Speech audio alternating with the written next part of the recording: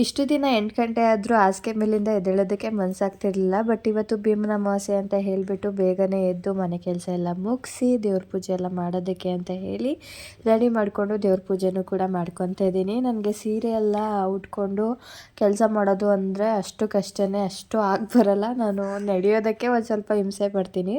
ಇನ್ನು ಈ ಪ್ಲೇಟ್ಸ್ ಎಲ್ಲ ಮಾಡಿಕೊಂಡು ನನಗೆ ಸ್ಯಾರಿ ವೇರ್ ಮಾಡೋದಕ್ಕೆ ಬರಲ್ಲ.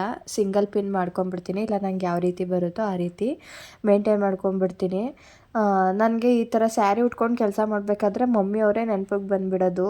ಅವರು ಕೆಲಸ ಯಾವ ರೀತಿ ಮಾಡ್ತಾರೆ ಸ್ಯಾರಿ ಹಾಕ್ಕೊಂಡು ಅಂತಲೇ ನನಗೆ ಗೊತ್ತಾಗಲ್ಲ. ಅಡುಗೆಯಿಂದ ಎಲ್ಲ ಮಾಡ್ತಾರೆ, ಬಟ್ ನನಗಂತೂ ಲಿಟ್ರಲಿ ತುಂಬಾ ಹಿಂಸೆ ಅನಿಸುತ್ತೆ ಸ್ಯಾರಿ ಹಾಕ್ಕೊಂಡು ಕೆಲಸ ಮಾಡೋದಂತ. ಇನ್ನು ಭೀಮನ ಅಮಾವಾಸ್ಯೆ ಅಂದರೆ ಗೊತ್ತೇ ಇರುತ್ತೆ, ಗಂಡನ ಪಾದ ಪೂಜೆ ಮಾಡಬೇಕು. ಸೊ ನಾನು ಕೂಡ ಮಾಡ್ತಾಯಿದ್ದೀನಿ.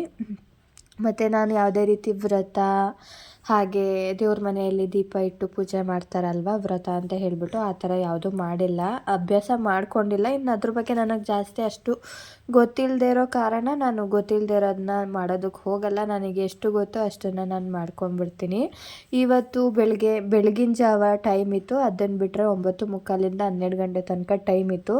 ಹಾಗಾಗಿ ಇನ್ನು ಬೆಳಗ್ಗೆ ಅಷ್ಟು ಬೇಗ ಎದ್ದು ಪೂಜೆ ಮಾಡೋದಕ್ಕಾಗಲ್ಲ ಅಂತ ಅಂದ್ಬಿಟ್ಟು 9:45ಗೆ ಮಾಡೋದಕ್ಕೆ ಅಂತ ಹೇಳಿ ಎಲ್ಲನೂ ಪ್ರಿಪೇರ್ ಮಾಡಿಕೊಂಡೆ. ಸೊ ಇಲ್ಲಿ ನಾನು ಮಾಡ್ತಾಯಿದ್ದೀನಿ. ಚರಿಮ ಕೂತ್ಕೊಂಡು ನೋಡ್ತಾ ಇದ್ದಾರೆ ನಾನು ಪೂಜೆ ಮಾಡೋದನ್ನು. ಅವರು ಕೂಡ ಅವ್ರ ಅಪ್ಪನ ಪಾದಕ್ಕೆ ನಾನು ನಮಸ್ಕಾರ ಮಾಡಿದೆ ಅಂತ ಹೇಳಿಬಿಟ್ಟು ಅವರು ಕೂಡ ಮಾಡ್ಕೊಂಡು ಅಕ್ಷತೆ ಹಾಕಿಸ್ಕೊತಾ ಇದ್ದಾರೆ. ಅವ್ರಿಗೇನೋ ಒಂಥರ ಖುಷಿ ಈ ಥರ ಎಲ್ಲ ಮಾಡಿದರೆ.